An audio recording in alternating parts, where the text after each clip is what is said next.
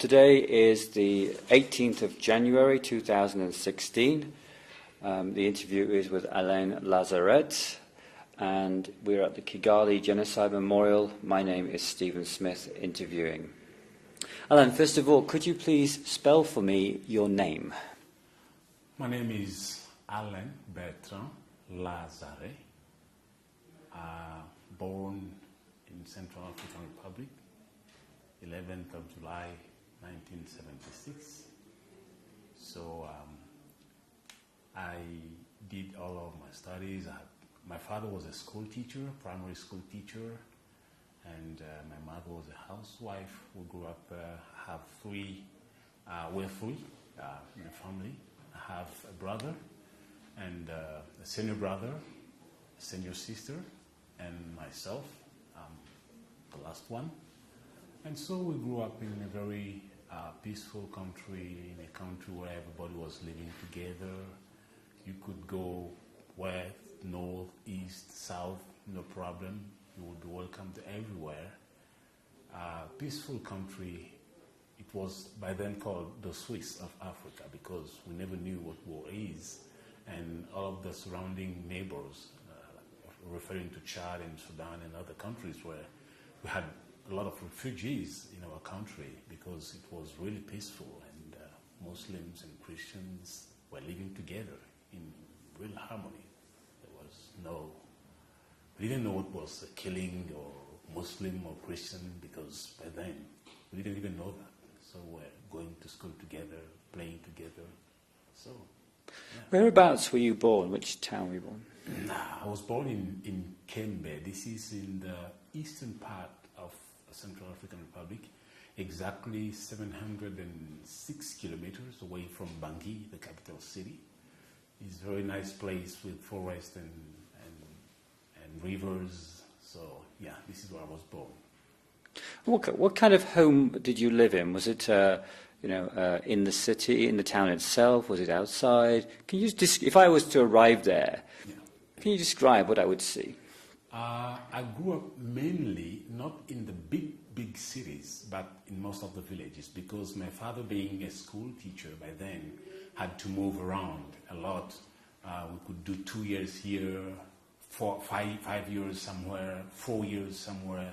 So we were moving a lot around in the provinces, and I grew up just being attached because it was mainly cities where we don't have electricity and you don't have taxis and so many things. So I grew up being really close to the nature with the birds and animals of the forest and the waters and going to fish, playing around and being just me in contact with the nature, just enjoying that freedom.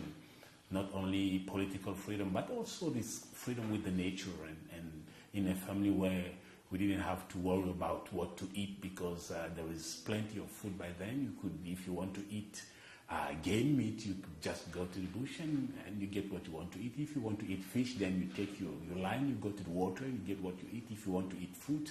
So this is how I grew up. It's a very quiet and nice environment, being nice to everyone and no fighting, no killings, just people were helping each other. We were living in a very, very nice environment. Can you tell me what the religion of your home was? We were Christians. My father was a deacon in a church, though he was a primary school teacher. My mother was also very much involved into church activities. And the person who had much impact on me in talking of religion was my auntie, the sister of my father. She was that lady. She would take us every morning. We would pray before we go out, and after school we would pray, we would sing hymns. She always had her hymn song books just by her, so we would be singing. And so I grew up in the kind of, every Sunday we go to church, and every church activities like youth group and everything, the choir, we were attending it. So yes, I grew up in the kind of Christian surrounding and family with all those ethical things. You don't have to steal, you don't have to be lazy, you need to work and deserve your bread because God will only bless what you can do. So, and you don't have to hate, don't have to retaliate. Be friendly to everyone, even if they are not from your church and your religion. So this is how I grew up. This is the religious background that I grew up in. And what denomination was the church? The church was an American denomination by the American missionaries. It was called Mid Mission, Baptist Mid Mission Church. This is where we have American missionaries, and so it was American denomination. And if you were to describe the atmosphere of the Christian church that you grew up in, how would you describe it? What sort of ethics and values would you say that it instilled in you? It was a very peaceful atmosphere, and also we were taught those values that will make you be a kind of a peaceful citizen, not to be aggressive. We had to walk by the Bible values. We had to walk by the teachings of our Lord Jesus Christ, and so it was very much a kind of friendly environment with the fear of God wherever you have to go, and also the respect for the elderly people, because we have to pay respect to them, and also help the neighbor if he's in need. So this is how we grew up, in this kind of atmosphere of helping each other, respecting the elders, and also taking into consideration those who are not the elders, because respect is not something you earn, but respect is something, if you pay respect to someone, then he will respect you in return, but if you don't, then you will not have it. So we have to pay respect to everyone in order to be respected also. In the town when you grew up, were there other religions? Yes, of course. There were other religions. We had Catholics, and we had also Muslims, and also we had animists, because we have traditional witch doctors in the cities. We have also Muslims, marabouts in the cities. But with those people who were living in really, really peaceful harmony, who would be visiting each other. If it is the Muslim time to pray, they will go to the prayer. If it is a Christian time to pray, they will go to the prayer. If it is Christmas, then we will be exchanging gifts. Muslims will be coming to Christian homes and sitting together and eating. And then if it is that Muslim feast like Tabaski or Ramadan, the time they devote to prayers, they will go and share porridge, rice porridge, and share sugar and everything. We were living really in harmony. There were no clashes between the communities. Can you tell me an experience that you had like that? Did you have any personal relationships, your family, with Muslims or other groups? Okay, one of my aunties was married to a Muslim, and so his name was Tuko, and we were living together. The sons of Tuko were coming to our house, and we were going to Tuko's house, and so it was. My auntie herself became a Muslim because she was married to a Muslim man. So it was really a nice time. We were spending a nice moment. Islam was not a threat to Christianity, and Christianity was not a threat to Islam, and Christians was not a threat to Muslims, and Muslims were not a threat to Christians. So, yeah, this is how we grew up. And can you tell me about your education? Where did you go to school? Like I said, my father being a primary school teacher, most of the time I studied in Kar, in the provinces, far away from the capital. From all my primary school and all my secondary school, I did it in the provinces. And then when I finished the secondary school, I went to the university. By then we had my place, my village, Kembeiz, was once a touristic city, because we have a very wonderful waterfall just not far away from the city, and so we had tourists from all over the world coming from Australia, from UK, from Ireland, from America, from all over the world.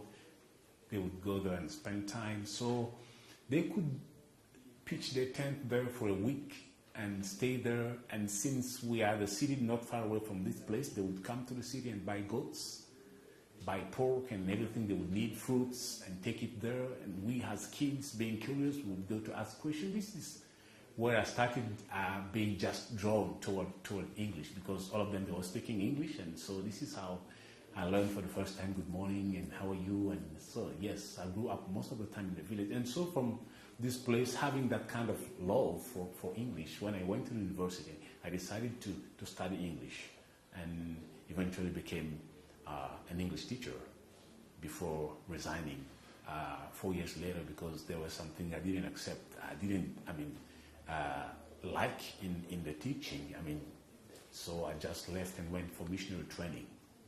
So within your growing up in Kembe, Yeah. what would you say were the biggest influences on your life? The biggest influence on my life was my family, my dad, my mom, and mostly my auntie. Because she was always telling me, I can see that one day you will become a missionary. You will be serving God. I would tell him, no, I don't want to serve God, because by experience, all of the pastors I know are very poor and can provide for their family. So I don't want to end up being poor. I want to work and get some money and take care of you, my auntie, and my dad and my mom. So she would always telling me, you need to be fearing God. You need to be working after God. You need to be serving God. So she was the greatest influence in my life.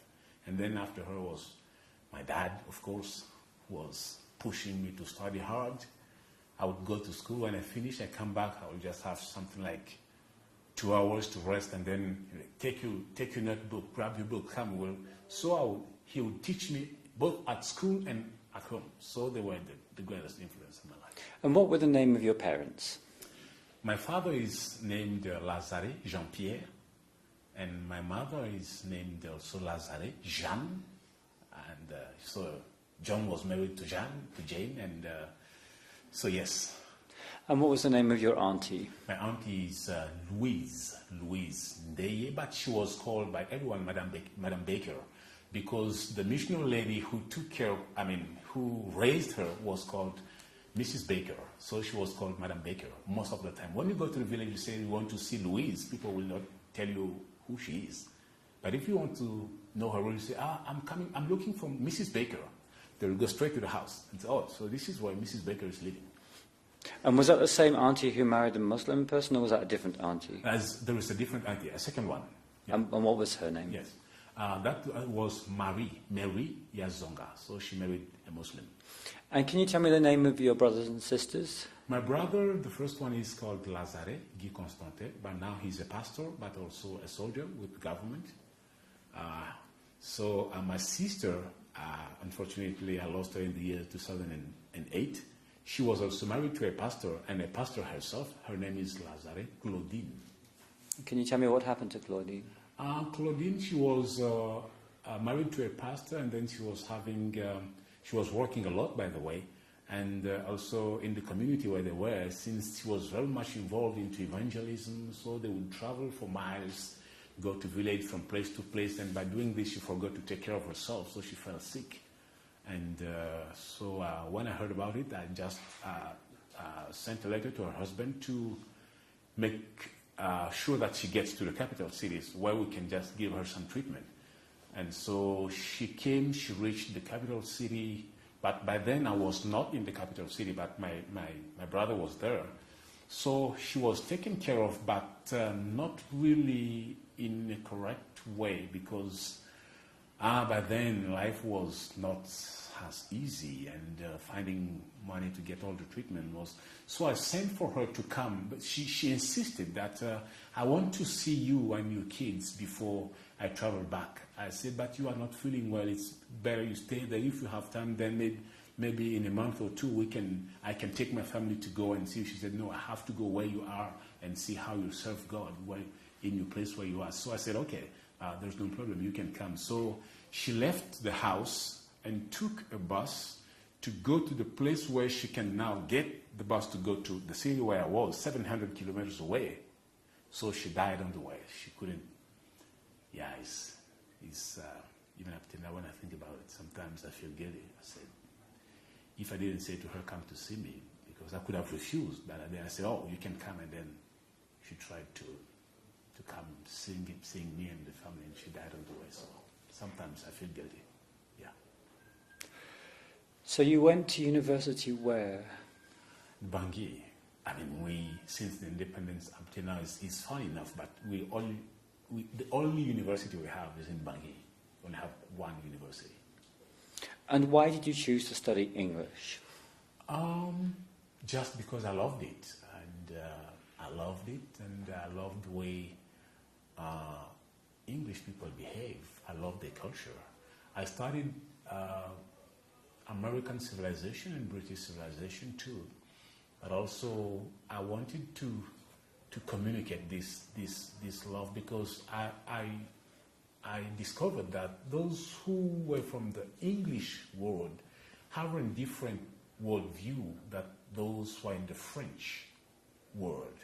So I wanted to be exposed to that, and also give it to the children of my country. Being a teacher, just expose them to this worldview in an attempt to change the way we think as French-speaking people, because sometimes it's the way we think and we perceive the world is really not good, and very cannot take you far. Can you describe to me the differences between those worldviews and why you drew those conclusions? The worldview from the English perspectives is quite different. You cannot, because growing up in a kind of French environment, we were taught that to become someone, you need to work in an office, to wear a tie and put on a coat and be called boss, have a desk and call people who will serve you. So this is how you have succeeded. But from the English, the English view is not that. Wherever you are, you can succeed, provided you have the will and you have not only the knowledge, but also the skills necessary to make you succeed. But in the French world, is just the knowledge, getting big degrees, but doing nothing with it. But in the English world, you have the degrees, but also you have the skills that will help you wherever you are. You can survive. So this is how I really love this English way of doing things. The country you grew up in was heavily influenced by France and by being Francophone, I guess. To what extent do you think that impacted your own growing up and that of your generation? The country was not, it still is influenced by the French Francophone environment. And I think the crisis we are knowing now, going on in the country is, I think, find the roots in that, because it's a crisis where young people are really either from the Antibalaka or the Seleka. You'll find mainly young people who have been to school, and then because the parents didn't have enough means to help them go maybe either to the university and find a job easily, so they drop out of school on the way, and then they are back and they say, no, I've been to school, I know French, I know how to read, I cannot go to cultivate, I cannot be a farmer, I cannot be a hunter, I cannot do this, I should have been in an office to do something. So this tried to create in a kind of the mind, kind of revolt against the different government. But the time was not right for them to do something. But now coming to this current situation, the time was there, the season was there, the window frame was there, the perfect situation for manipulation was there, just a spark. And now everybody was getting, we want to be soldiers. That's why they went to be Selekas, because they thought by being Selekas, by killing so many people, when people see that I'm very rude, I kill people, I'm ruthless, then I may be taken into the army and become a soldier. And under Antibalakas was the same thing. They were motivated by getting a job being in the army. So that's why. So this French civilization and mentality has created a lot of problem even till now is still creating it. Just going back to your own career and your own development, after you graduated, I think you said you went to teach. Yes. Where did you teach? I taught for 3 years in a kind of secondary school called Lycée Marie-Jeanne Caron, a French name, of course. She was a nun, one of the French nuns, very famous in our country. So they gave her name to that high school, Marie-Jeanne Caron. I taught there for 3 years, and in the 4th years, I resigned for some of the reasons which were very personal. So I resigned. And where was the school? In Bangui. In Bangui. You then went on to be a missionary, I think you said. What was the transition from being a teacher to a missionary? Why did you choose that? Okay, I will just come back a bit because I said that I resigned from teaching because some of the reasons.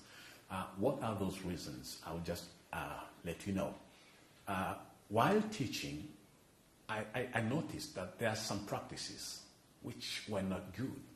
For example, a student who will not deserve a grade, and you give that grade to the students, not because he or she deserves it, because there is bribery. He will come to you and gives you money, and then you give him the grade. He should normally deserve something like E, but you give B or A or even A plus if he gives you a lot. And I was telling my colleagues, by doing this, we are not helping our country and the future generation. We are destroying our country. We are digging a kind of tomb for our country because everybody should work and deserve the grade they deserve. But if we keep doing this, this is one of the things. The second thing was that if the person doesn't have money and he's a lady, then this kind of sexual corruption, and then when you go with the lady and then you give her the grade. So I was against it. And my colleague said, well, here is not a church. If you want to go to the church, go and be a pastor, not be a teacher. So I was against not only the students, but also my colleagues. So I just felt, this is not my place. This is not my place. That's how I resigned and went for a missionary training. So just to be clear, Yeah. Two things were happening. Students were bribing teachers. Bribing teachers. And there was sexual favours for grades. Mm-hmm. Initiated by whom? Most of the time it is something which was a kind of, let me say, it's like a sports practice. It has been there for years. For years. So, and I couldn't go against it. If there was any way to change it, I would have done it. But as if you were alone, but trying to go against the stream. And since everybody could not, from the top to the ground, everybody was somehow in it, because the government was not paying, salaries very well. Sometimes people would go 1 month, 2 months, 3 months without being paid. And so they have kids, they have rent to pay, and what to do?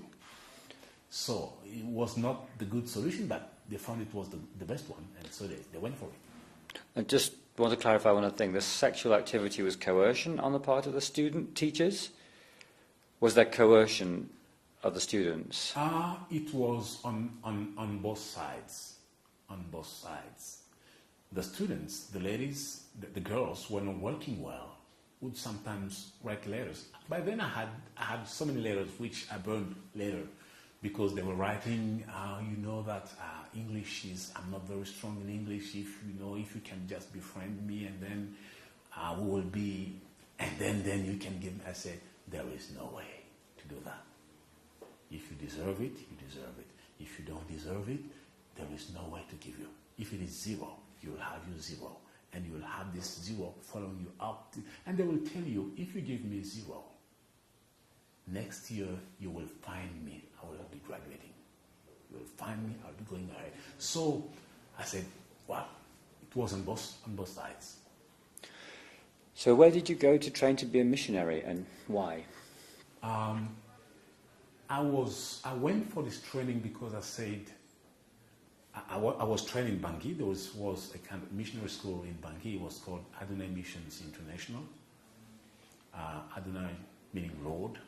So I went there with a kind of idea of saying, okay, if I cannot change the people in high schools, the Word of God being a kind of mighty and powerful tool, changing people, changing the hearts and the minds of the people, it could be the tool I might be using in this struggle to try to change the way people are thinking, because your thought is influencing your behavior. So if someone can change the way he thinks, and the best way to do that is with the Word of God, then we could have proper people living in the country, mainly the young people, because the future of the country lies in their hands. And if they keep thinking that way, then there is no future for us. So that's one of the things that motivated me to go for the training. And how long were you training for? I was trained during 3 years, and when I graduated, they thought I did very well, and so they sent me for leadership training in South Africa, in Stellenbosch mainly, for a couple of years before coming back. And what was the denomination, the missionary denomination? Was not belonging to a kind of denomination. It's a kind of interdenominational mission agency, helping all the churches. They were based on missions and also discipleship training and evangelism and church planting. So they were working with all the denominations, the Christian denomination. So yes, they were working with all the denominations. So when did you return to Car from Stellenbosch, from South Africa? From Stellenbosch, I returned to Car, I think, the year 2005, almost 2006, and spent something like almost 1 year or 6 months, and then went into the provinces for mission work. And what did your work involve in the provinces? In the provinces, I was working with the churches mainly, and also working with the youth, the women, and also helping churches to plant other churches in those very remote places where some other people cannot go. We would go there and stay for something like 1 to 2 weeks, share the Word of God. If some other people give the heart to the Lord, we baptize them. And then, since we are not a church, but we are helping churches plant church, we will go back with the report, send it to our headquarters, but also give it to the other pastors and mobilize them to raise enough funds to go and start a church. We will be then following up the growth of the church till it matures, and then we withdraw from this place. So this is what I've been doing. And how many years were you a missionary for? I spent the last, I think, I spent 15 years in doing missionary work. The time I was in the mission schools till I graduated until I went as a missionary, it encompasses something like 15 years. And how would you describe your profession now? What do you do now? Now I'm doing other type of mission, because I was I was outside from the country, and I was hearing what was happening, the country being torn apart and people dying, the very community which I came from and my friends, Muslims and Christians, killing each other. So I said, what to do? I'm not there. I'm here in Rwanda. What to do? And so now I heard about, my pastor called me and told me, someone will be calling you shortly on my behalf, and I would like you to see, I know that you have a lot to do there, but I would like you to see how you can help that person. He's a young guy like you. And so just 2 days later, I got a phone call from Freddie. And so he said, okay, are you the son of Pastor Nicolas, one of the faith leaders? I said, yes. He says, when I say son is the spiritual son. He said, please, can you, I would like to meet with you because he gave me your phone number. And so we met here in KGM, and he explained to me what they were doing and what they're intending to do in CAR. They were planning to call the faith leaders in, and he told me, since one of the faith leaders told me that you could be just like a facilitator, helping us to reach them quickly and help them to come here, would you please help us do this? I said, well, in Africa there is a saying which says, if your house is burning and your neighbor is struggling to get a bucket of water to come and put out the fire, you should do everything you can do to help him. So you're trying to help my house who's burning, I will do everything I could do to help. And then, so this is how, when I went back home, I started reflecting on what Freddie and Aegis was trying to do. And a verse came into my mind, Matthew 5, Jesus said, blessed are the peacemakers, for they shall be called sons of God. I said, oh, this could be another calling for my country. So now I'm a missionary, but a peacemaker. But this time in my country, trying to reconcile the people, my community, to live together again. Thank you. You talk for a second. Good. Yeah. Rory? So could you clarify for me, what is Aegis, who is Freddie, what is KGM? Aegis is Aegis Trust. It is a UK-based NGO working in preventing crimes against humanity. And they've been working in Rwanda for the past 10 to 12 years. And Freddie is, by then he was the country director of Aegis Trust in Rwanda and running the KGM, which stands for Kigali Genocide Memorial. And so this is how I came to know and to understand how it is important to prevent genocide and crimes against humanity, because by the time I knew that, and other crimes against humanity was being carried on in my country, in both communities, against Muslims and also against Christians. Why were you in Rwanda at that time? I was in Rwanda at that time because I was sent by my my mission agency to come, because I had by then I've been praying for Rwanda since I was a child, because with that crisis coming in Rwanda, so in my family we were praying for Rwanda, in our churches also, in every churches in Car, we've been praying for Rwanda. And so when I became a missionary, I would say, oh, it would be lovely to come one day and serve this country and serve the people and share the word of God with them, because they've been through a certain number of things, and even could be hatred or sorrow and all kinds of violence. So these are things that don't go away after maybe 1 or 2 years. They could linger on for years, and the Word of God could help doing that.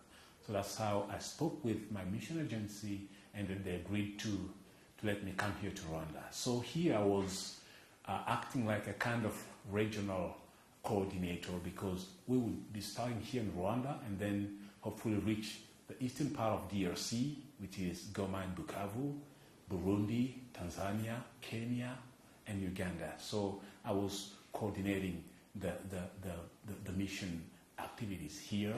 So this is how I came here with my family, of course. And when did you come here to Rwanda? I came to Rwanda, it was 2013, at the end of 2013. By the time the crisis was already getting very hot in the country. And while here, we couldn't, it was one of the terrible experiences we had, because you are here and you know that your country is, you see it on TV. Wow. Every time we would call, sometimes they would call and say, oh, this your nephew, he's killed, and this your relative. I lost so many people. My colleagues from the university, both Muslims and Christians. I lost some of my professors, university professors. They were killed in it was very stressful. And at a certain point, we didn't want the kids to watch it because they were asking the question, how are our aunties and grandmas doing there? Are they killed? Because so many people are killed. So we couldn't even switch on the TV, but because everywhere when you go, they were talking about car. So we came here in the year 2013. How many children do you have? I have 3 kids, 3 wonderful kids. A girl, her name is Shekinah, and I have a boy, 2 boys, Melchizedek and Alan Jr.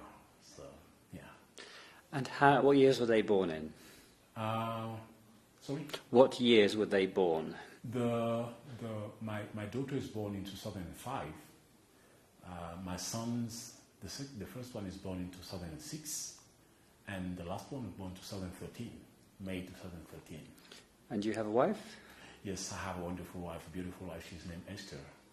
Her father and mother, they were both pastors, so yeah. And where do you live now? Now I'm back to Kar in Bangui, Central African Republic. So can you tell me about how you first heard about the crisis, where you were at that time, and how that impacted you as an individual? The crisis started while I was in Kar. And it started as 4 to 5 different rebellion groups in the northern part of the country. And from December 2012, they decided to come together and form a kind of coalition or alliance. This is where we find the word Seleka, which means in Sango, alliance or coalition. So they came together with the aim of overthrowing President Bozizé. So this is how we started feeling that something dangerous was about to happen in the country. And then I left for Rwanda. And had violence begun at that point when you had left? Yes, it began, but not in Bangui or where I was in the southeastern part of the country, but where these different groups were coming. They were very ruthless. Every city where they arrived, they would kill, they would rape, they would burn houses, they would destroy, they would loot. Even they would destroy the administrative buildings. So violence began in the regions in the places where they were coming. And how were you getting that information?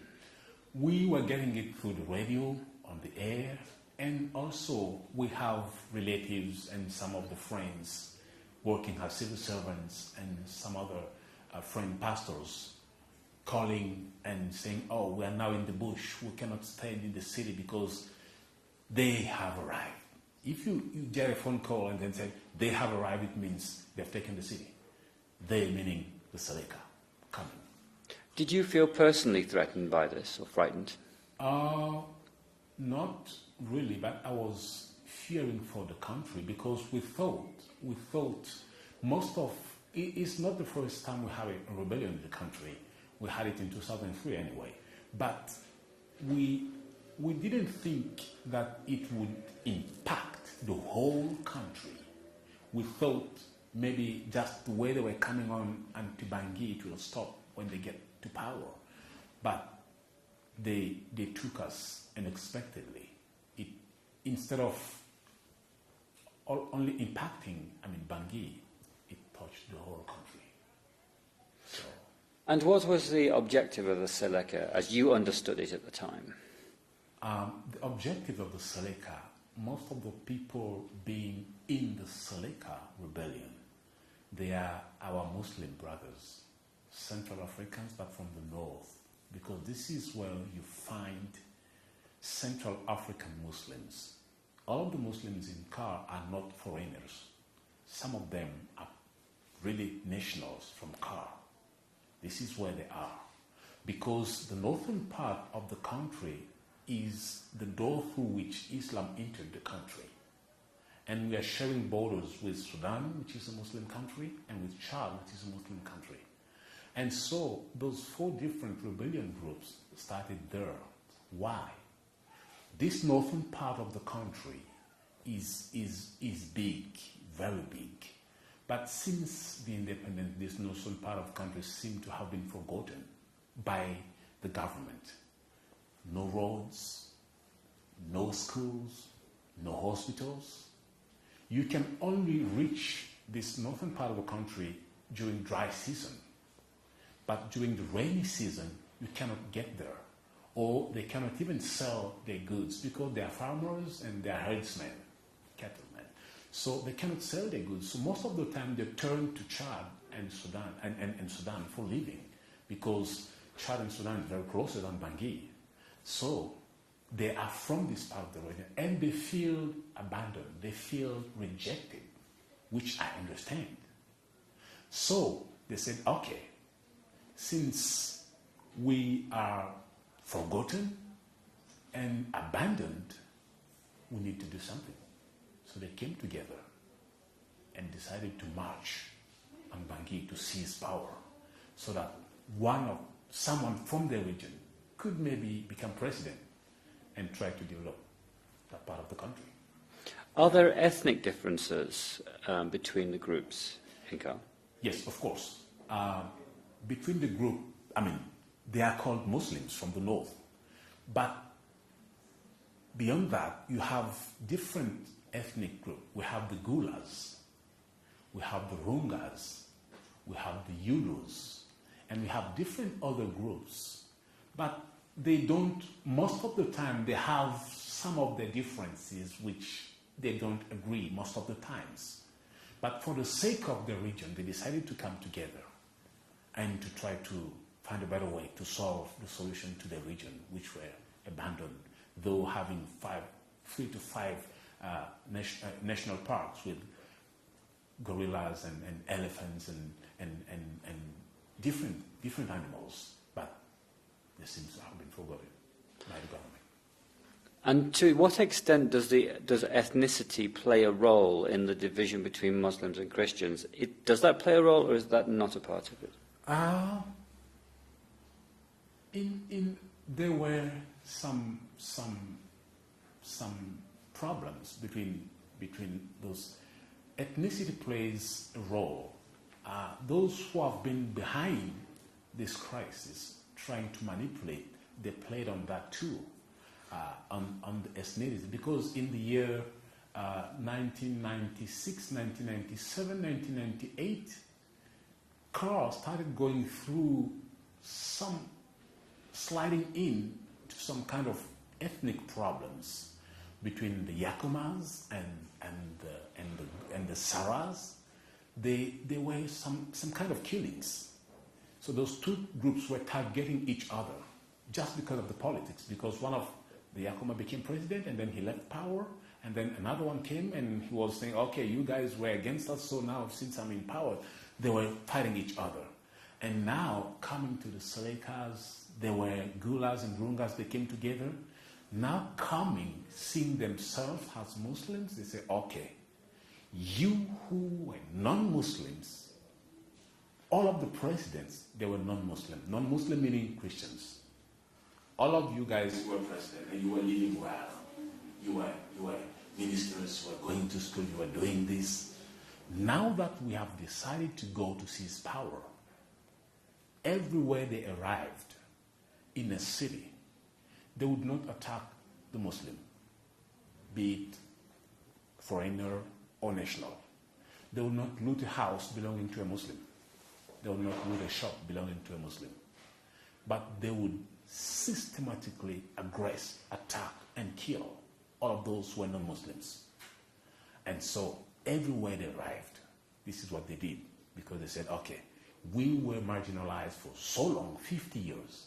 Now we are coming to take charge, and you will know which type of wood we are made of. And how were they armed? How were they funded? This is a political thing.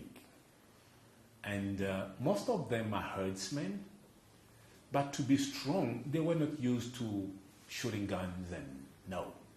They had to be supported. So they got support from, because in Sudan we have a kind of rebel group called the Janjaweed. They are roaming some regions in Sudan and also in Chad. So the Seleka, we had some of the Central Africans, the Muslims who were in the government, who had some relationships with some of the colonial powers outside of CAR, just now tried to use the relationship to get the help from those Janjaweed in troops. So they had people from Sudan and from Chad, those extremists who could fuel those ideologies of being ruthless and hate going forward. So they had them, but also they got weapons. They got weapons and they got military equipments. They were even well equipped than the National Army. And the question is, where did they get that from?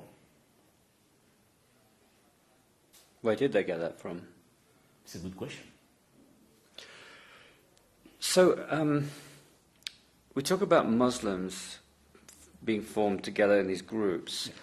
How would you typify their ideology? Was it similar to the forms of radical Islam we've been seeing in the rest of the world? Was it nationalist? Was it territorial? What was the basis of the ideology? The basis of the ideology was, Central African Republic, as it is called, occupies a key place in Africa, and it is known to be as the heart of Africa.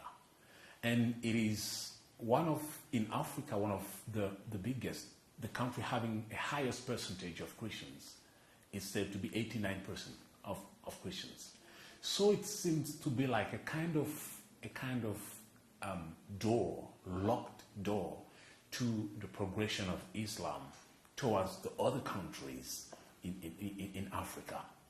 And so those Muslims from the north, being nationals from CAR, had in mind to seize power. But those from which they got help had in mind a kind of extremism ideology.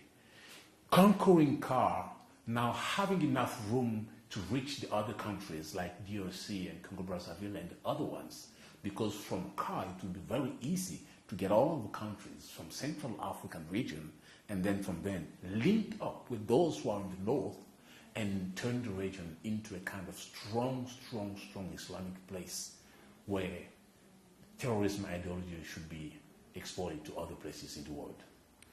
So as you're sitting in Rwanda with your family and you're watching this unfold, how did that make you feel as a national from CAR? First of all, I lost hope because I knew that nothing could stop them because they've been trained to kill. Those who were hesitating, I had testimonies from Muslim friends. Those who were hesitating to kill were killed. You need to be a man. So I was very afraid for my country. And I was even thinking that maybe they will wipe off CAR from the map of the world because they were decided to do it. So this is number one. And then I heard some of the African countries, the African Union, trying to send in troops from Chad and other countries, Cameroon, Gabon. Then I started having hope. I said, maybe with those countries inside, they would fear the international community and maybe not kill as many people as they wish to do and carry out the plans, the hidden plans for the extension of extremism, Islam in CAR. Because they planned everything they wanted to do. We take CAR, and out of CAR we reach other countries. And where were you at the time? Just describe to me how ultimately the coup took place and where you were and how you heard about that. The coup took place I was preparing to come to Rwanda, and I left my family in the southeastern part of the country, not far away from the border with Cameroon. I went to Bangui because my passport then expired. So I went to renew it in order to travel to Rwanda. So I arrived Bangui the 16th of March 2013, just to renew my passport, and then travel to Rwanda by maybe April. So I arrived and prepared everything. I got the papers ready. But the 25th of March of the same month, few days after I reached Bangui, Seleka entered Bangui. I was there. They entered through the northern part of the city, and they couldn't progress that same day, the 24th, because we had South African troops who were supporting President Bozizé because they were protecting also the interests concerning the uranium. They got the license in the eastern part of the country. So they were resisting the Seleka. So they couldn't enter into Bangui and got to the presidential palace the same day. And so we didn't know how the South African troop withdrew because they got a phone call. From who? We didn't know. They just withdrew. And so the next day, early in the morning, it was a Sunday, I couldn't go to church. People were afraid. You could hear blasts, hand grenades, rockets, and everything. So they marched, they came, and they took power the same day. And in the evening, I was staying with one of my nephew. He was a businessman, always traveling to China, to Turkey, and to Dubai to buy things. He had 2 fine cars. The very day they entered, the 25th, that same day, they got to the place where I was from. And they came and knocked at the gate. By this time, the wife of my nephew has got a phone call because one person in her family got a bullet in the neck. And so she rushed to take that. She was a girl, maybe 11 years old. She rushed to take the girl to the hospital. And we wanted to go with her. He said, no, it's very hot for men. Don't go out. Stay in the house. I will take her to the hospital. I'm a lady. They will not kill me. And then I'll come back to find you. So we're sitting in the house, and they knocked. It was 5 in the evening. They knocked at the gate. My nephew wanted to go out. Said, no, stay in. I will go to see who is this. By the time I opened the gate, I saw 4 men in military fatigue with arms. So they said, who are you? And I said, who are you too? You are knocking at my gate? I opened the gate and you say, who are you? They pushed me in. And they said, is Hervé? Hervé is my nephew, he's the businessman. Is this his house? I said, yes. And they said, where is he? I said, he's gone to the hospital. I was obliged to lie. I said, he went to the hospital because someone from his family got a bullet, so he took him to the hospital. And they said to me, where are the cars? Because we heard that he has 2 fine cars, a Qashqai and a kind of Land Cruiser Prado, so we need those 2 cars. I said, no, he took the cars to the hospital. I said, can a man drive 2 cars? They said, no. He took 1 car and his wife took another car, because they had to take the relatives also to the hospital. So they said, okay, we want money and we want everything you have in the house. I said, I don't have money.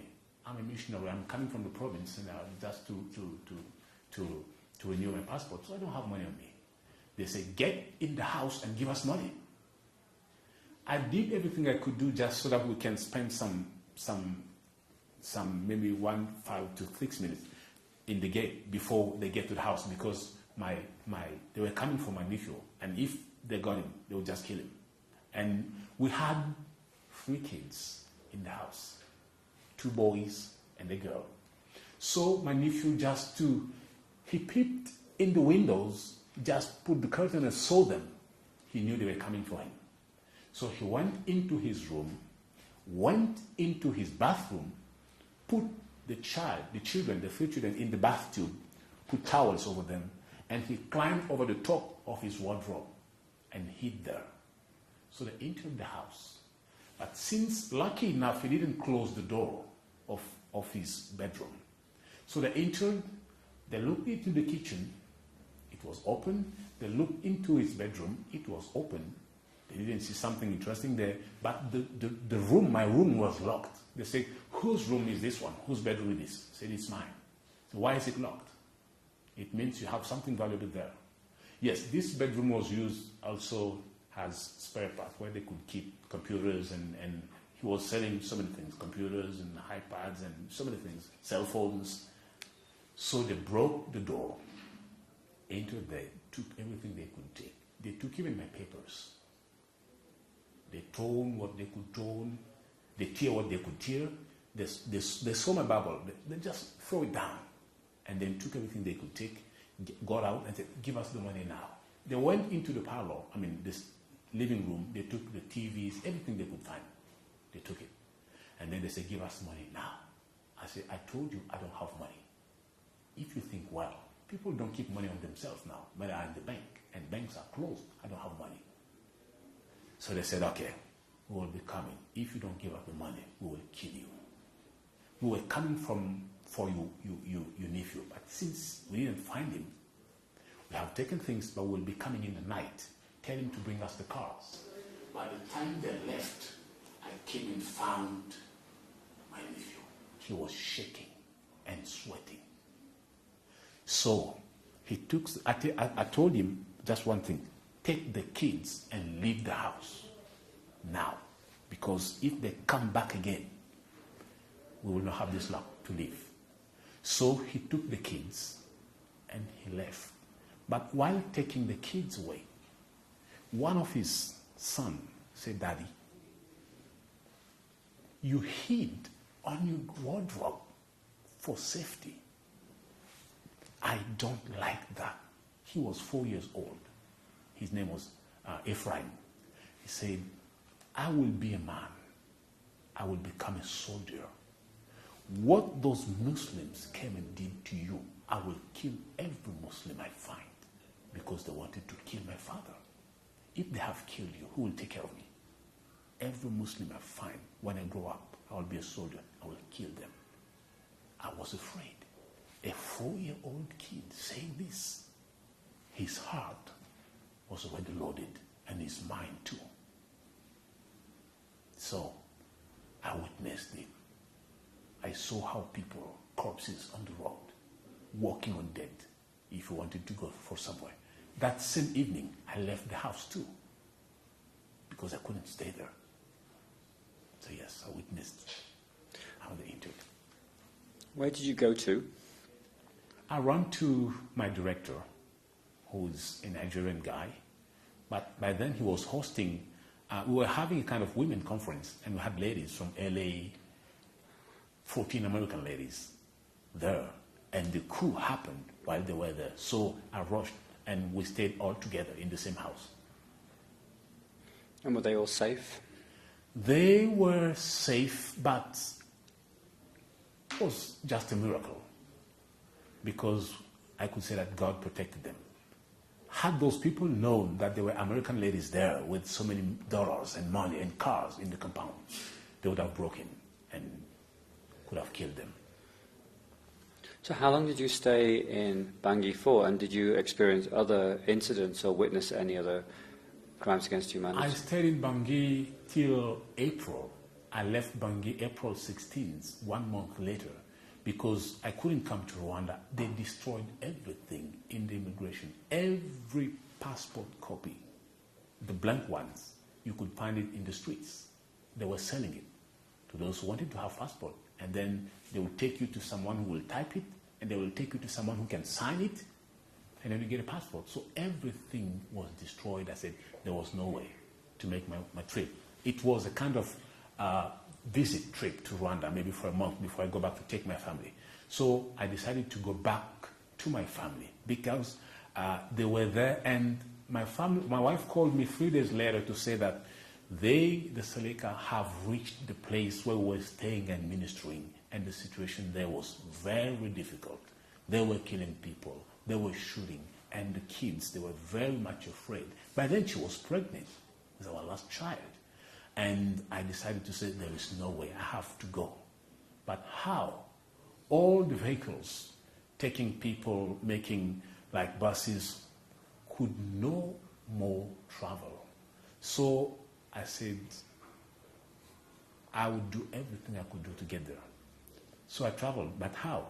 With they were now taking people with military trucks to make money. So I traveled with one of their vehicles. The driver being a Seleka, the man collecting the money being a Seleka. So we traveled with them, going to reach my family. And how much did you pay for that journey? They charged me 20,000 CFA, which is roughly something like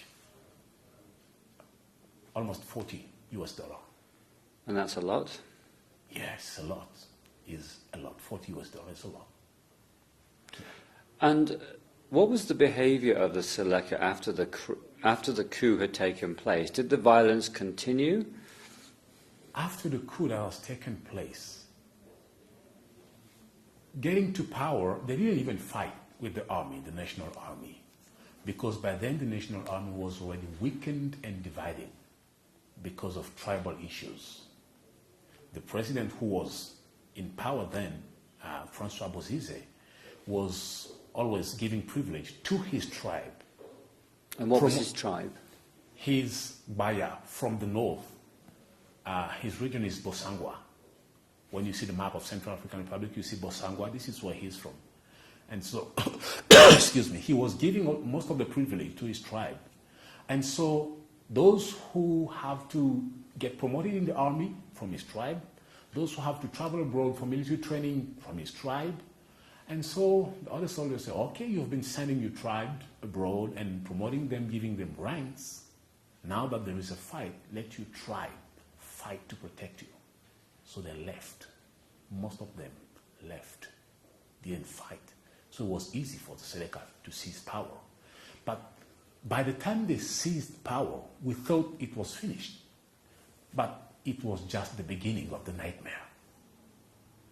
They said, we've been living in the north. We didn't have the chance to watch TV. You guys have been enjoying TV here. We didn't have the chance to live in good houses. You guys have been enjoying good houses. They would come to your house. If you still had a house, they will come to your house. If they don't kill you, lucky enough, they will make you will become the gate man for your house. So you and your family are sleeping outside, they take the house. And then you buy food for them. Your wife will cook for them. Your wife will do the laundries and the dishes, everything they need. They will come and take the house. And in the house, they will rape the wife before the husband. And rape the girls before the brothers. And sometimes kill all the men in the house and take the house. So, not only in the capital city, they divided the country. They said, now it's our turn. You Christians have reigned for 50 years. We will be reigning for 50 years. You will become our slaves. Not all the Muslims were saying that. Not all the Muslims were for it. Because some of the Muslims, many of them, were saying, no, we've been living with those people here for a long time. And those who were saying that were those who came from Chad and from Sudan. Said, I've been here for a long time. I've prospered in this country. Those guys have been very helpful to us. Why are you guys now, through what you are doing, trying to create problems for us? We are businessmen. If those guys now turn around, turn against us, we are minority. They can finish us. But they didn't even have ear to listen to what those old Muslims were telling them. They were killing people. Killings were going on. And the international community was silent. Very much silent. In every village where they arrived, they would kill, they would rape, they would burn houses. And so, by doing this in a nationwide scale, there is now a certain kind of feeling rising in the heart of the young men who have seen their fathers being killed, the neck cut, the throat being cut. Those who have seen their mothers raped before their eyes. This is very humiliating. those who have seen their sisters raped, those who have seen their entire life blown away just in a few seconds, those who have been civil servants, who have spent, maybe they have put aside money for 20, 30 years, who have built this house destroyed in one day. They lost everything. So now there's no army. People said, now, if we don't do something to protect ourselves, they will wipe us out. So now this is how people decided coming together. They say, we don't have weapons. We don't have AK-47 like they have, Kalashnikovs. We don't have rockets. We don't have hand grenades. But we have our traditional spares. We have also machetes, which we use for cultivating our fields. So let's come together and do everything we can do to protect ourselves from those people, from those Muslims. Now, the name of Muslim becomes like a threat in the country. Every Muslim becomes a threat. And one of the problems is, even some of the young Muslims, those with whom we were living together, some of them, many, started turning against the people, their friends. Say, how? But how can you? You don't know me. You were looking down at me because I was a Muslim. Now it's my turn. So, your friend will turn against your sister and rape her and kill your father and sometimes kill your mom and even kill you. So they said, no way, we need to do something. So this is how this movement of anti-Balaka with anti-Machete rose and developed in the country, within the country. And they were in the beginning supported by some of those soldiers who were loyal to President Bozize, who lost power. They ran with the guns and with the ammunition, with the hand grenades. They said, okay, we can support you guys. We have something to do. So anytime we hear that a Christian or someone is killed, we have to kill a Muslim. Because we don't have this military power to go and fight against them because they have everything to win the battle. But to weaken them, we need to kill those who belong to them, meaning those who are Muslims. So this is how everything started, turning and spinning out of control. And who was leading that movement? It was not it's not a well-coordinated movement. There's no leader. Provided someone stand up and say, no, we need to do something, the other young people will gather around him. He will become the leader. And then he will take charge. And they will be now wreaking havoc against the Muslims. Say, oh, you destroyed our shops. Now we are going to destroy your shops. You destroyed our houses. Now we are going to destroy your houses. We have Muslims all around the countries. And so those who were few in some of the localities, in some of the cities, started being attacked, and they had nowhere to run to. This is how it started. And anti-Balaka, is it a political movement? Is it Political movement. In the beginning, it was not a political movement. It was just a movement of those who have seen their parents being killed. They said, we need to build a kind of resistance against those people to protect our lives in our communities. But since Bozize lost power, and some of his soldiers who couldn't run away out of the country, in the neighboring countries, stayed in the country and joined the anti-Balakas and started encouraging them. And those who have 2 or 3 weapons started giving one of the weapons to them and training them how to shoot it. So now politicians said, oh, okay, we have lost power, but we have some kind of influence there. Those young people, we can use them to counter what the anti-Balaka is doing, then the Seleka is doing. So now, in the beginning, it was just a movement of young people trying to defend the village and the communities and families against the attack of the Selekas, majority Muslims. But now, after 3 to 4 months to 5 months, it started taking another color, political color, because manipulation came from the outside.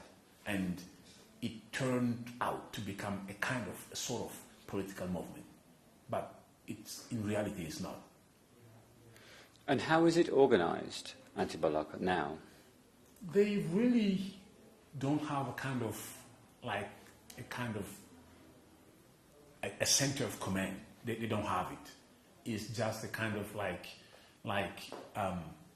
it's a kind of movement. They do everything they want to do, whatever they want to do, in the place where they are.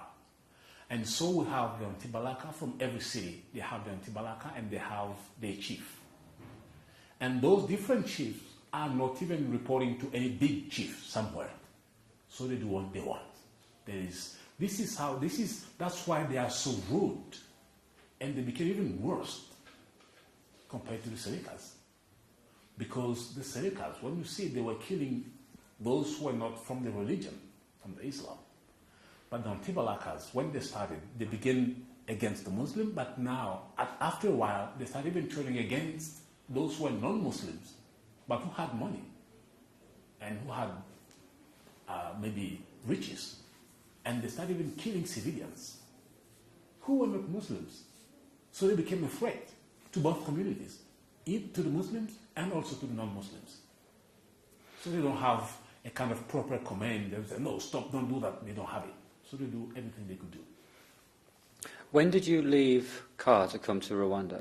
I left CAR in August. In August, September 2013, while the country was really on fire. I left, I was the first to leave, and my family followed a month later. But I left the country with tears in my eyes, and I was asking myself, what is the good thing to do to leave? It's true, I have a calling for Rwanda. I have to come and serve the road here. But was it the time to leave? Because I'm leaving my family behind. And I didn't know what would happen to them. I was leaving my country, who was on the verge of something very dangerous, could be even a genocide, because mass atrocities was being carried on. So I left the country with so many questions in my mind, and by the time I arrived in Rwanda, every day, every single day, I was just praying for the country, because it's the only thing I could do, and trying to call to know if my family, my relatives, my parents, on both sides, Muslims and Christians, were safe. Throughout this conflict, has any of your family members experienced direct violence? Many of them. I even lost a nephew who was killed, and some of them lost their houses, many lost their cars, and some of them saw their shops completely destroyed. Yes. Have relatives being victims of this crisis. Once your family was in Rwanda with you, what was it like to be here while the conflict was going on? I felt a kind of relief for my wife and my kids, partly. But my wife and I, we had our moms still living there, our brothers, our families, our family members were left there. Even though we could take all of our family members out of CAR, but our country was still there in this situation. Our people were suffering. Some were not at peace at all. At this time, I was very skinny. I was ill, but I couldn't. It's very difficult. Every night with nightmares, dreams, I would wake up with sweats and thinking about the future of the country. And also my own future, because my future is linked to the future of my country. Even though I was living in Rwanda, I had not to stay in Rwanda forever. I have to go back. And my kids also need to live in their country and to work, to do what they can do to develop their country. So, with all this in mind, it was, yes, I was relieved because my family, my kids were here bad. Not at all, because the country was just going down a kind of hellish spiral into what we could not even tell. You. Sorry, can you hear me? Just like a second to tell him to. Yeah, can I pause? Camera me? Yes. Tell me a little bit about how you came to the conclusion that it was time to go back to the Central African Republic and why. Well, it's like I told you in the beginning, I grew up in this beautiful country, and there is a strong tie, and even living car, it's true I've been living out and in, but most of the time when I'm out of the country, I go out with the country in my heart. And while the current situation in Cal was going on, I said, I'm not a politician. I'm not a president. I'm not even known in my country. I'm just a simple missionary. But if there is anything I can do, any role I can play, even if the least role to play, just to help my country and my people, the Muslim and the Christian, come back together as we used to be, then I'm ready to do it. And with this verse ringing in my head, blessed are the peacemakers, for they shall be called sons of God. I started, Freddie told me about a mission in Car. He said, could you help us go and prepare a round table because you know the guys there and you know the faith leaders and it's your country? I said, well, great. It's no problem. Just let me give him time to speak to my leaders. And I think he will give me permission to go. So I wrote an email. He said, okay, you can go. So I went to Car with a great joy, seeing my country. By the time I got down from the plane, the airport became an IDP, internally displaced people, all around the airport. I think nowhere in the world, in any part of the world, during the crisis, an airport has become a kind of place for safety for people. This is the first thing that shocked me. And the level, it's true, the country was poor before, but the level of poverty the country was in when I got back, I couldn't describe it. You see kids, how they lived, the place they lived in, the food, the type of food they were eating. Now, it was heartbreaking. And I went and met with the pastors, and I met some of my friends on both sides. Those were Muslims. I tried to know how they were doing. I met them. We exchanged. I want to be alive. I have some friends there. People told me it's risky. I said, yes, but I have a friend. I need to see him, to see how he's going, and to hear from him. I went, I met him. He said, we are here, we are doing well, in spite of the situations. How are you doing? How is your wife and the kids? And they were asking me about some of the friends who are not Muslims, but who are Christians. They said, have you heard about him? I said, yes, I've heard that he's doing well. They said, oh, praise God. And this one said, he's here. They said, oh, no. And from there, I called my wife. One day I was going to church. It was Sunday morning. I was walking. The street, there was no one on the street. But I was going to church. I called my wife. I said, listen, there is a decision I'm about to take, but I have to inform you. Think about it prayerfully and tell me what you think. If I was asked to come back to Car to help, I will go back. I will just grab my bag, jump in a plane, and go. So, he said, are you saying this because you have been affected by what you have seen there, or you are seeing this because you are serious? I said both, but most of all, because I want, if there is any role I can play, I want to play for the sake of the restoration of reconciliation, of peace and reconciliation in my country. And I told her, would you be ready to follow me with the kids if I ever took that decision? I will not impose it on you.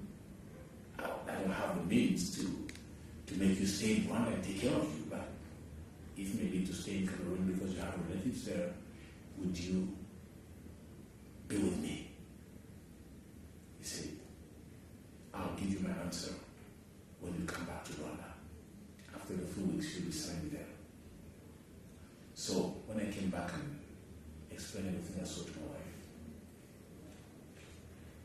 he said, if you have to go back, I'll go with you. And we spoke with the kids.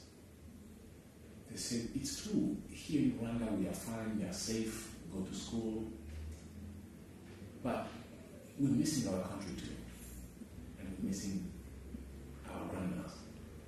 So if it is to go back, we know it's not safe, but we know one thing, God will protect us.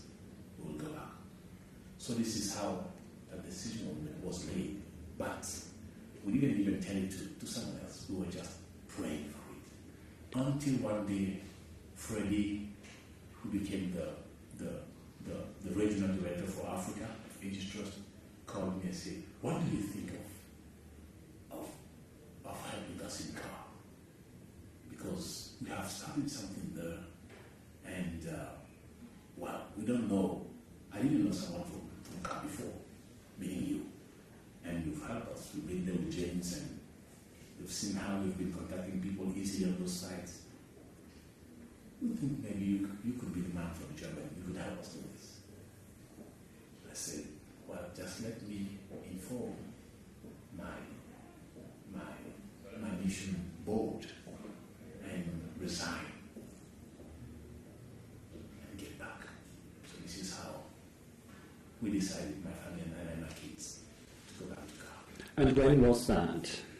This was November. I traveled back the 29th of November 2014 to CAR, and a month later, my family joined me. Just like to ask you a couple of clarifying questions. When you say you arrived at the airport and it was an internal displaced persons facility camp by that point, can you describe the scene to me? It's you cannot describe it. If there was a word to describe it, it's just chaos. It's complete chaos. And it just shows that the state has failed. No more state. Because those people, they run there because the troops, the international troops, some of them were based there. Since there was no state to protect the population from the killings, since there was no police to protect them, since there was no army to protect them, they decided to run there for safety. They ran there for safety, but they were exposed to mosquito bites. They were exposed to hunger. And it was during the rainy season.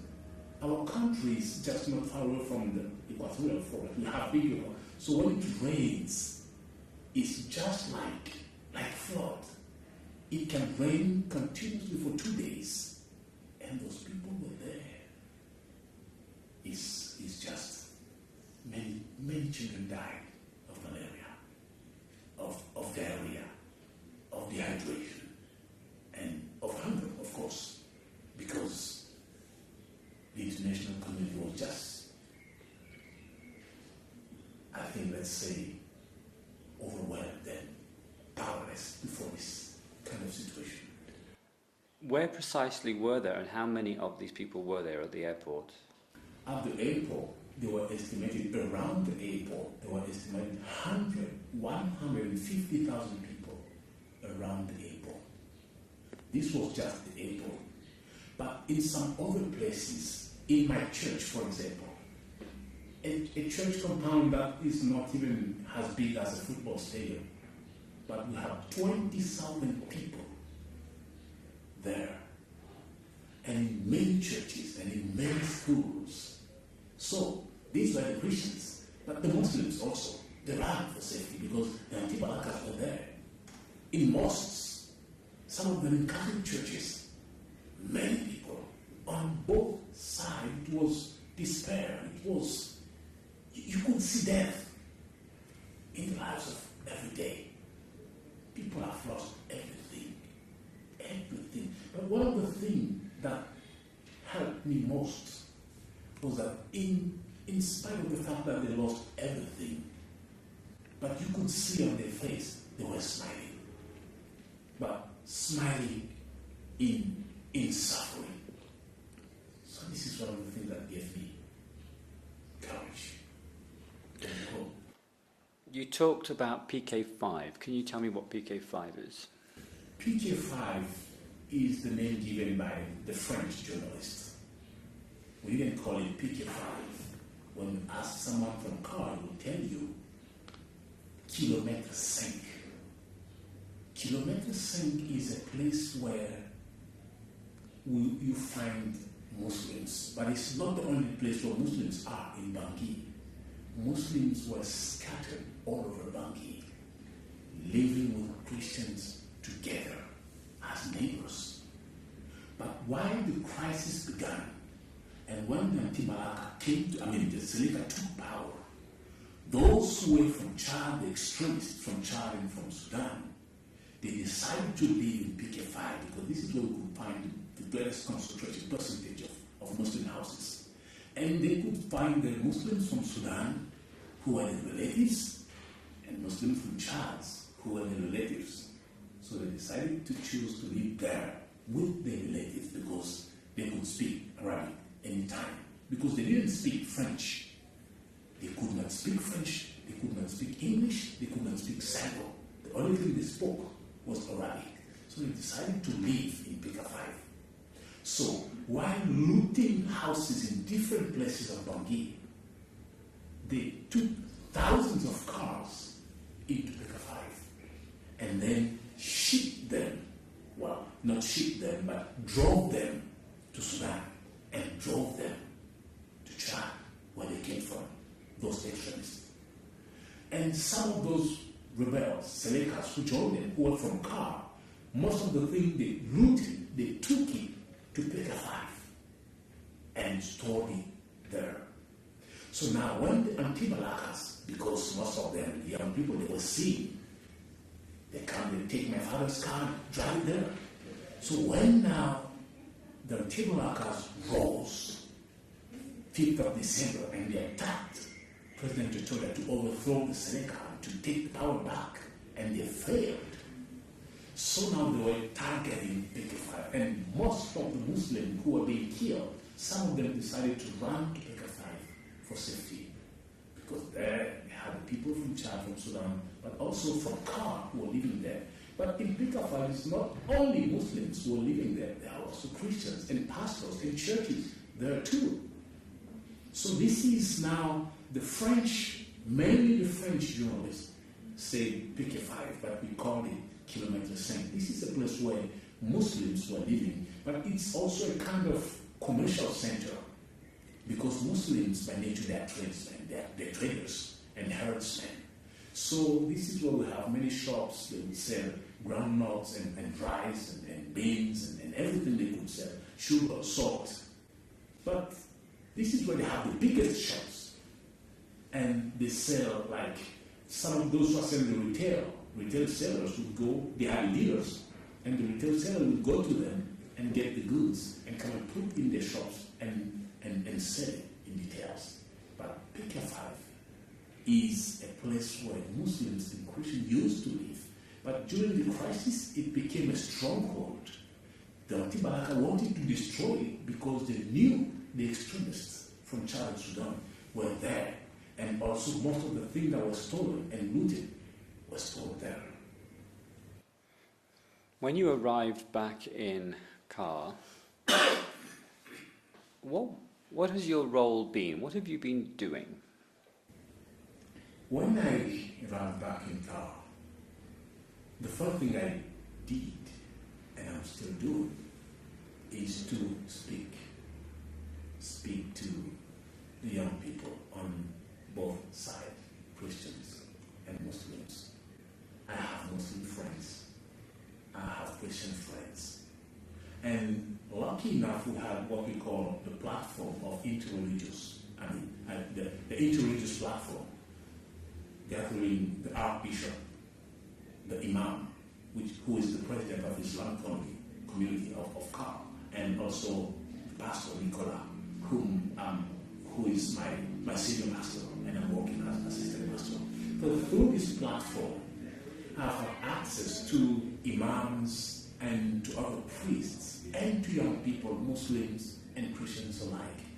And I said, hey guys, look, I've been to Rwanda. I've lived there with my family. We guys will know that Rwanda have been through genocide against the Tutsis. Millions of people were killed. And we have refugees, refugees in Car, all of them. But now, they're living together.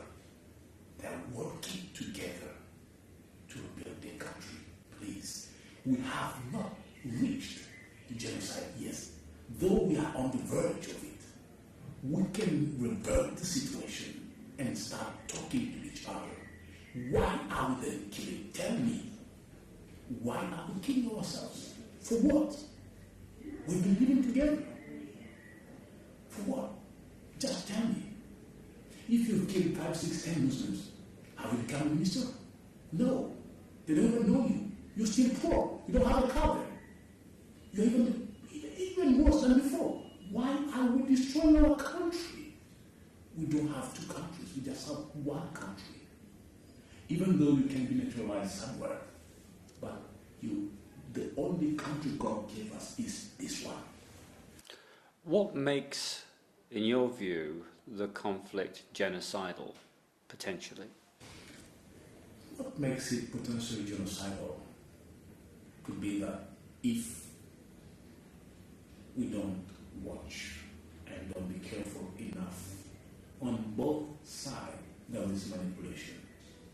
Politicians are manipulating the Malakas against the Muslims, saying they are the cause of the problem we're having. If we can kill them all, the problem will finish, which is not true. The real problem is themselves, the politicians. There is a kind of lack of leadership. They have been mismanaging the country. And this has created the problem. This is from the side of Antibalaka. But on the side of the Muslim side, they say, oh, you see those people? They're against you. Well, if we need to be strong enough to protect ourselves, we need to let those people come in, the Islamists. And this, if it happens, the situation could turn from mass atrocities to become genocide. And why do you think that? Because it is likely to happen. The Imam, I'm talking with so many Muslims because we are friends. Even in this situation, we are not enemies. So we've been exchanging. And they have been receiving phone calls. The northern part of our country is not far away from Maiduguri, which is the headquarters of Boko Haram. It's just 600 kilometers away. And they can reach it in a day, 1 day trip. They can get there. Maybe on horse or by any means they can use. They can get there. So, if they told me they have been calling us just to come in and to help us, because they say, we are here to defend all the Muslims all over the world. Wherever Muslims are killed, we feel attached we feel touched and attacked, we have to just get in and help you wipe off those people. We have the finances, we have the means, and we have the people to do that. But we, the Muslims, we have been saying, no, it's not a religious crisis. We have been manipulating, but it will come to an end. But I don't know how they are going to resist for how many months. If the killings continue, they may open the door to those extremists from Boko Haram to sneak in, and the situation will turn out to be completely something different. So tell me about your day-to-day work. What does a day look like for you, and how are you going about this? My day-to-day work since the past 14 months is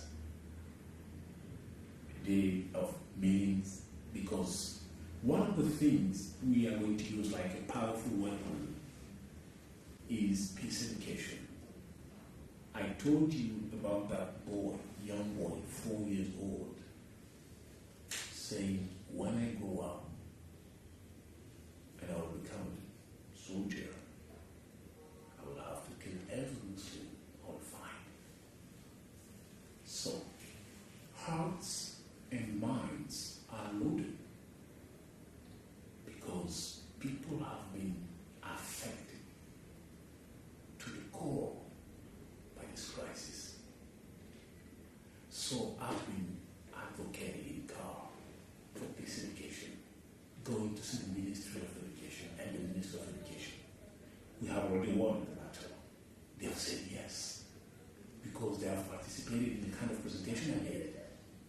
And they said, wow, if we have this, if we can have this, it will help us revert the situation, because we know in our classes, in our schools, we have potential criminals and potential people who are going to revenge the parents who have been killed, both sides. So one of the things I'm doing is advocacy for peace education, and the Ministry of Education and the government have already accepted, and the doors are open for us. Even some of the NGOs who are there, UNICEF, FCA, Finchurch Aid, for example, a kind of Finland, an NGO, Christian NGO from Finland, they have been partnering with us in this domain of peace education, and are ready to help me. And also, one of the things I do, being a missionary and a pastor, is to share the principles from the Bible. I read the Quran because I have to read the Quran to know what is in there. Allah didn't ask the Muslim to kill. Allah is a God of love. Help your neighbor.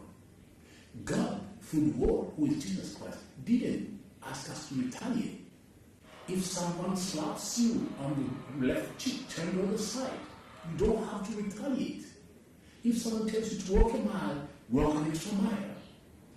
So, from the Quran, there is not an ideology of violence. From the Bible, there is not in it. So why did you get that? Why did you get it? Is it from Allah? No. Is it from Jesus? No. Where does it come from? From the devil, who wants to divide the country, to tear the country down, and to make us kill each other. So I've been invited to Cameroon just a few weeks ago with all the big Muslims from CAR, the imams of the different mosques from PK5, and the youth from PK5, and the pastors and the priests from CAR.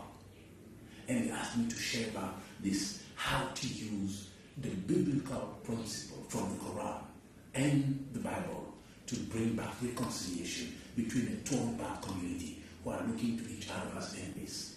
When I finished sharing, by the time I finished sharing, they said, oh, come to PK5. We need to hear this. Our young people need to hear. We've been telling them, but they can't listen to us. They said, you are old people and you don't think well. But coming from a young man like you, from telling them that the Bible and the Quran don't push us to kill each other. Maybe we'll have a solution to this crisis. So this is one of the things I do. And also, there are so many things we do around to help in any way we can do so that reconciliation can come back to God. You've just been in Rwanda this week, which is why we're speaking in Kigali. Why have you been here? What have you been doing here? I've been asked by Freddie to lead a kind of delegates from CAR in a study learning trip, because our two countries have been through, I would not say similar, because in Rwanda the scale was a genocide. We cannot compare what is happening to CAR to what happened in Rwanda. But if nothing is done, we may reach that level. So we came with people from the government, 2 ministers. We came with lawyers. We came with university lecturers. We came with pastors and priests. We came with Muslims. We came with young people. We came with civil society. And the aim was to come and to see what has happened here in Rwanda. Also, I've been telling them about the work Aegis is doing. That if today Rwanda is a peaceful country, it's true, the government has been working, doing its part. And Aegis also has been doing its part. It's a combined effort to reach what Rwanda has reached today. And so they say, okay, it's an occasion for us to go and meet with the people of Rwanda and see what the government is doing.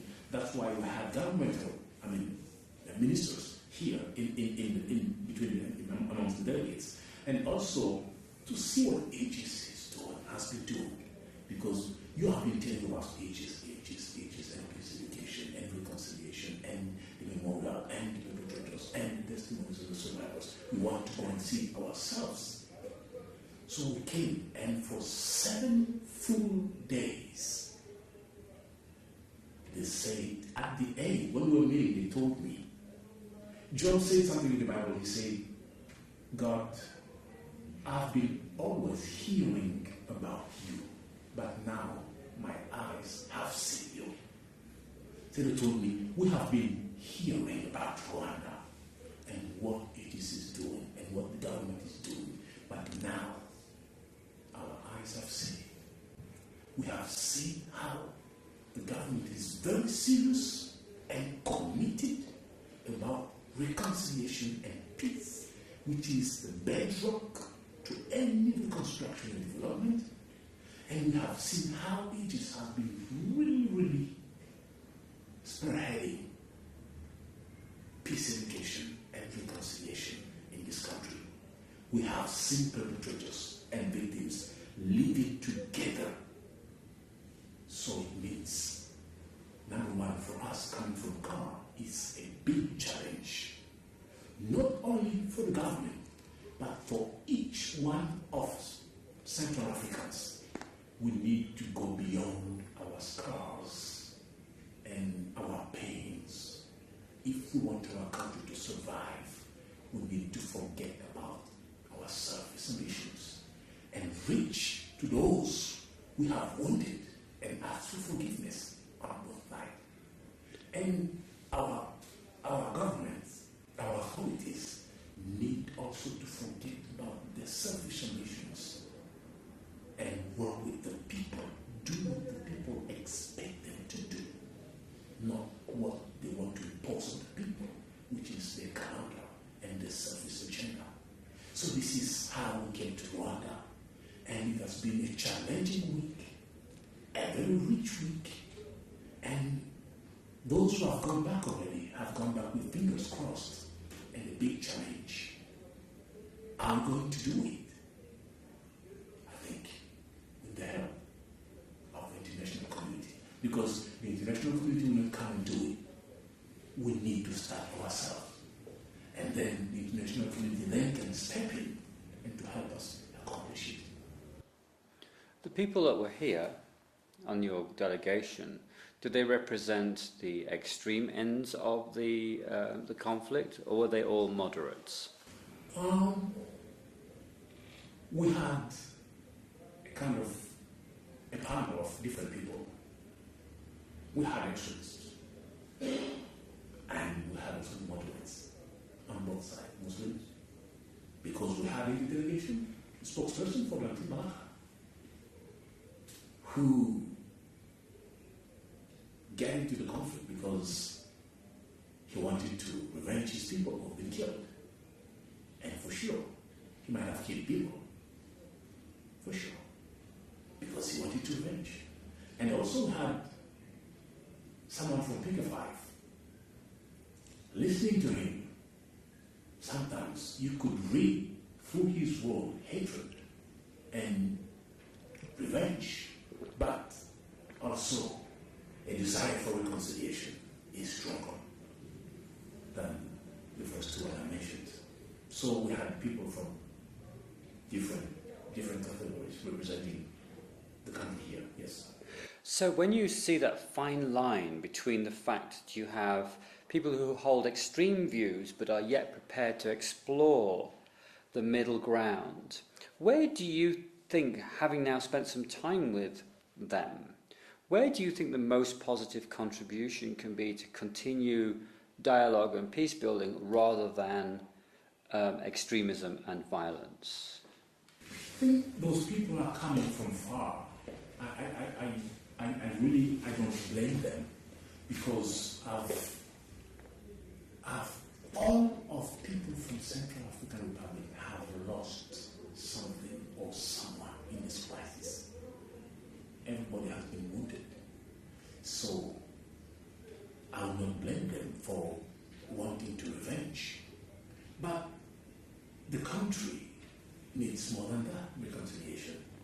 And since they have taken this step towards peace and reconciliation, I think if there is help, expertise from the international community to help them, to shape them, to give them training, to help them go through the process of being maybe perpetrators or maybe murderers, turn them into agents of peace, they will be a great asset for the country towards reconciliation. Because when they will be talking about hatred, it will not be something very theory. They'll knew it.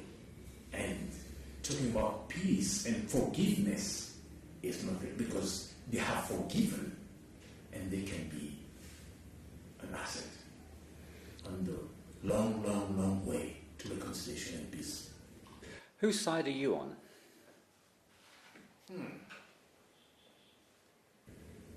Well,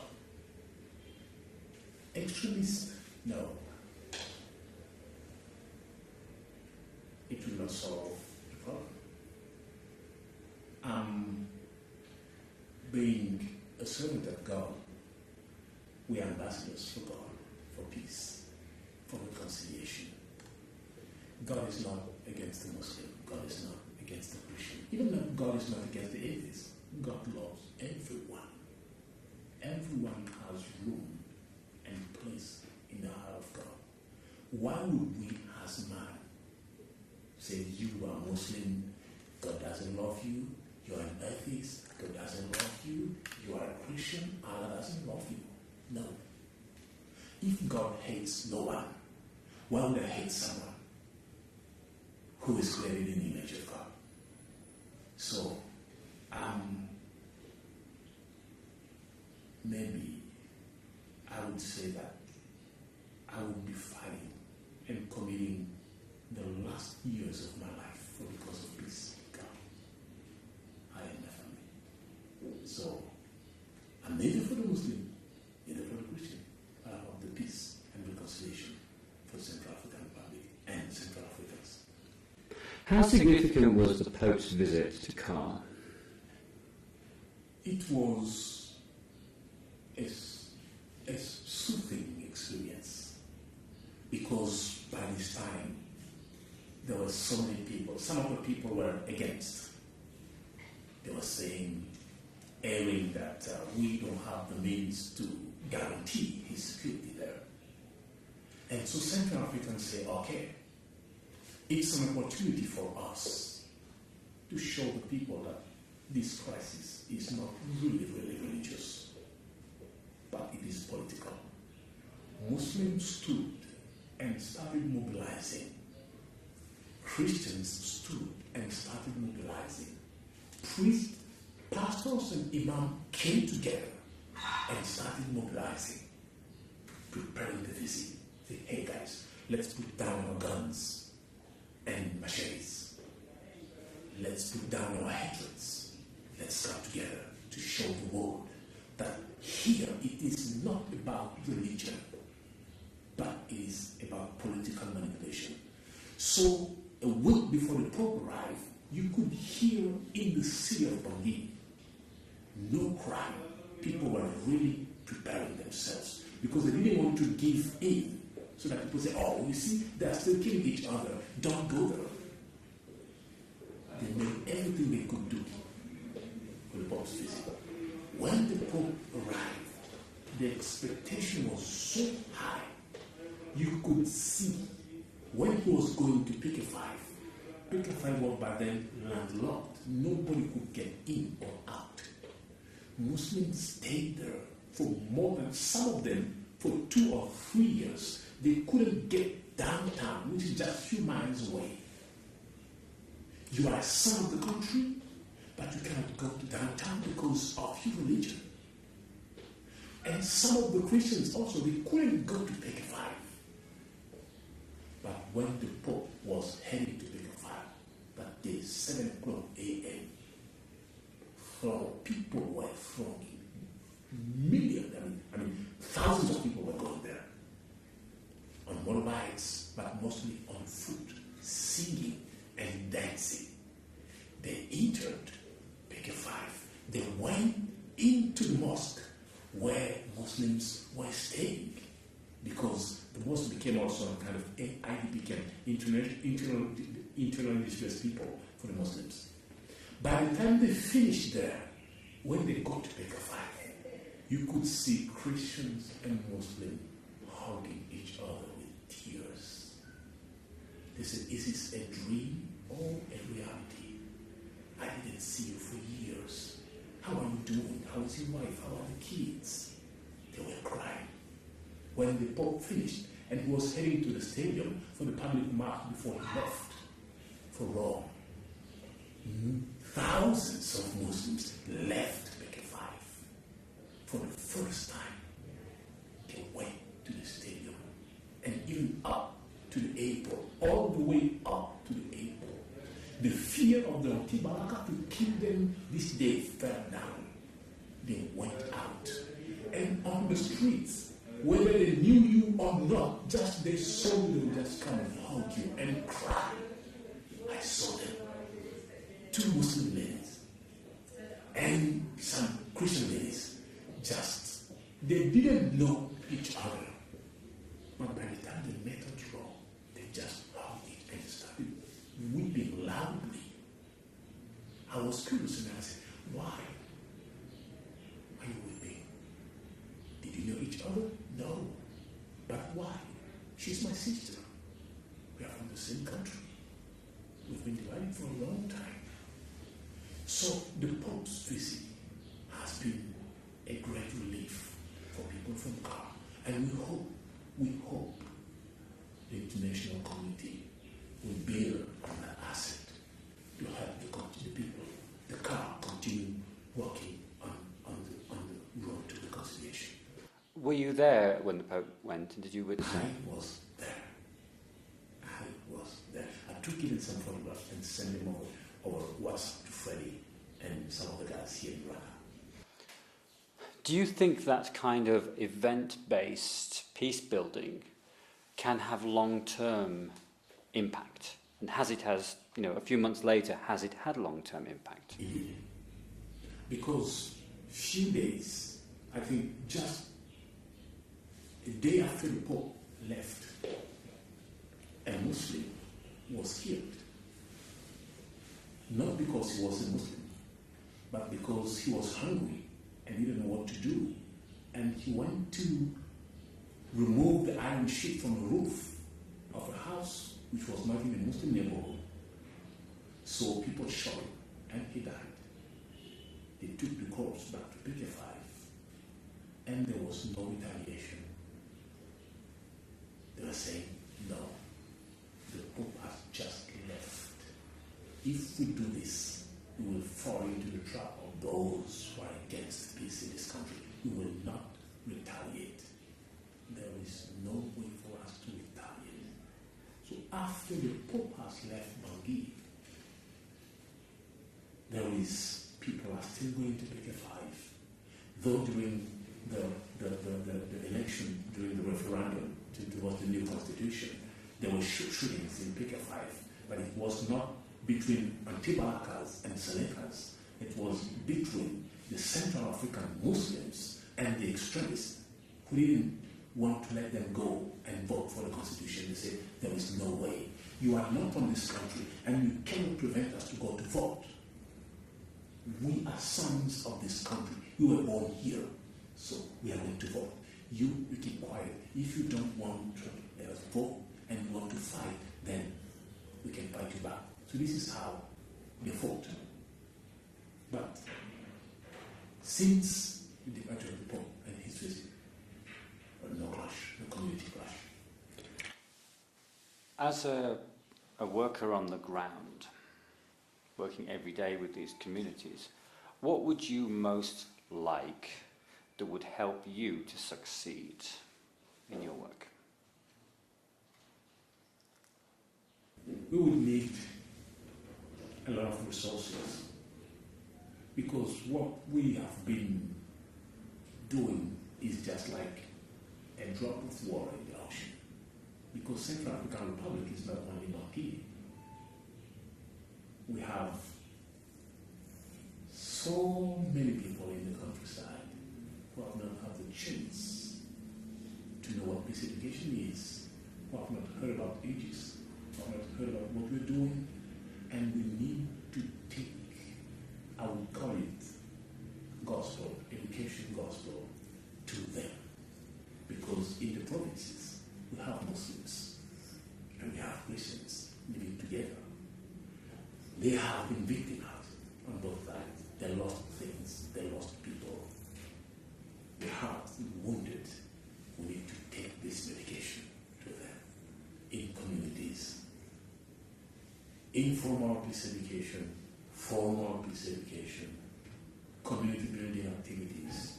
And also, we will need to, because one of the bases of this crisis is poverty. Maybe, if possible, livelihood activities which would help them regain confidence in themselves, go back to the field, go back to the mining have shovels and everything they want to have to go back to work. And Muslims may be having bags of salt and something that they could start selling. Because if everyone is doing something to have a daily bread, then why accept and go for manipulation to kill people in order to have money? So we would need a lot of resources. They could be in expertise, they could be financial, they could be material, they could be emotional to do this work. Is the French government being supportive of you? Supportive of the country? Well, I would not say that they are not doing something. They have been doing what they could do, but knowing that most of the time what happens, if it is not for the interest, they don't care. So they could have done more as a colonial power, which unfortunately they didn't do. But we don't want to keep relying on the French, because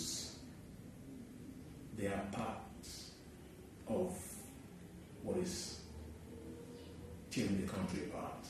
So we want to rely on ourselves first, and then on the faithful friends outside the international communities who would want to share this burden with us and who would want to work with us on this path to reconciliation and reconstruction. If you could answer this as honestly as possible, putting aside your good nature for a second, are you optimistic or pessimistic about the future?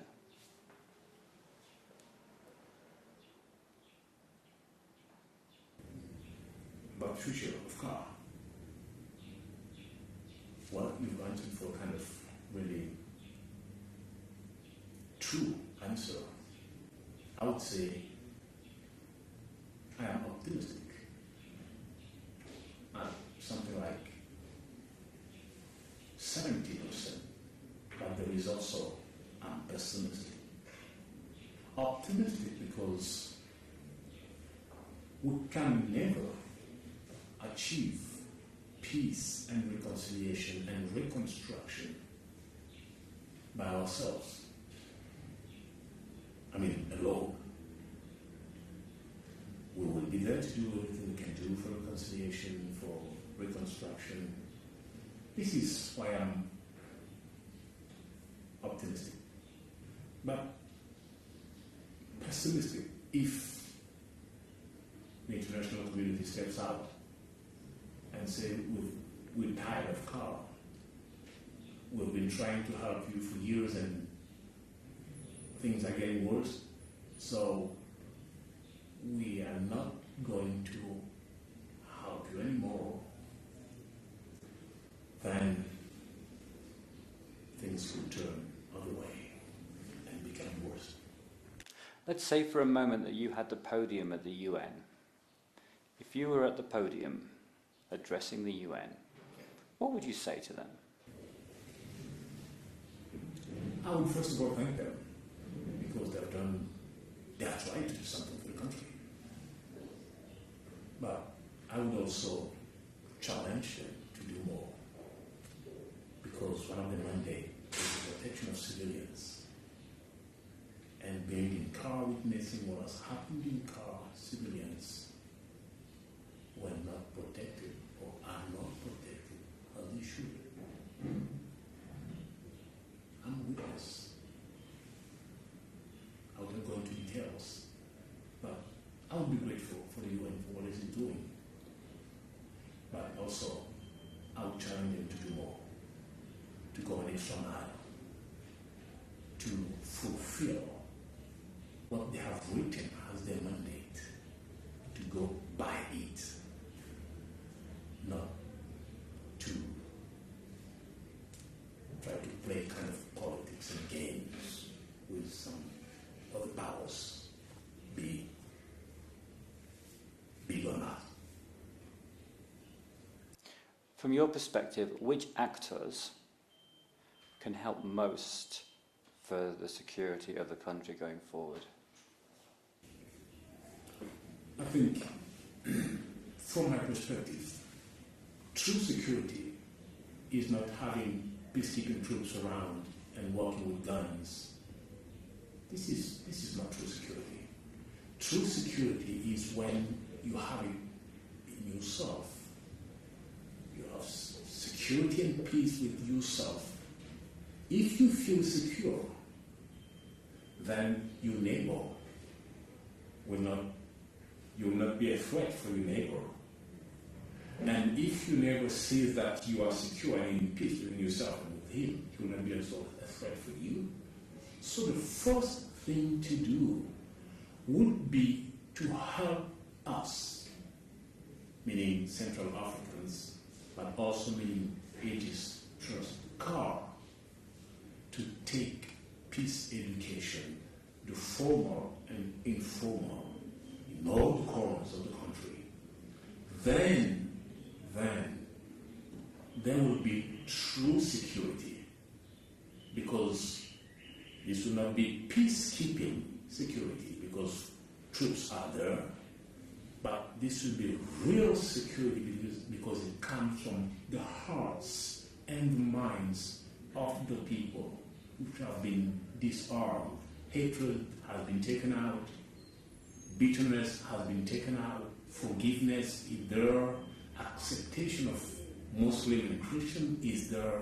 We turn the page of the past. We learn from it to build the future and the present.